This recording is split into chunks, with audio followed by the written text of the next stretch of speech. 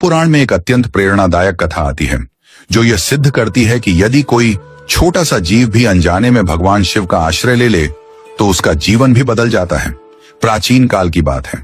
एक निर्धन भूखा व्यक्ति था जो कई दिनों से भोजन के लिए तरस रहा था।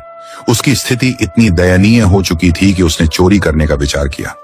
वह सोचने लगा, शायद किसी मंदिर से कुछ कीमती वस्तुएं चुराकर अपना पेट भर सकूं।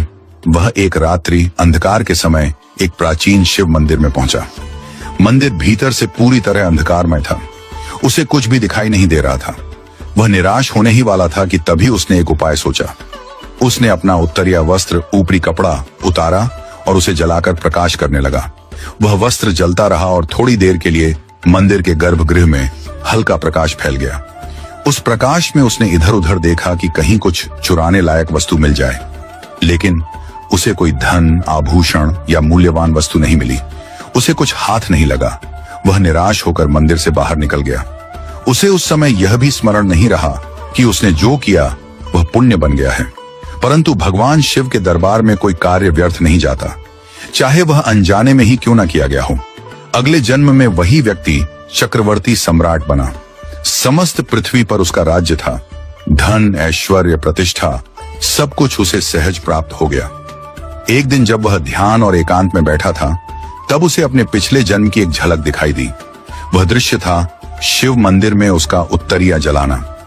वह समझ गया कि जिस थोड़े से प्रकाश से मैंने भगवान शिव के मंदिर को रोशन किया था, उसी एक पुण्य ने मुझे सम्राट बना दिया है। यह स्मरण आते ही उसके हृदय में शिव भक्ति का एक अद्भुत ज्वार उमड़ पड़ा। उसने अपने राज्य में हजारों शिवालयों का निर्माण कराया और यह आदेश दिया कि हर शिवालय में अखंड दीप जलते रहें, घी के, स्वच्छता के और श्रद्धा के। उसने अपनी समस्त संपत्ति भगवान शिव की सेवा में अर्पित कर दी।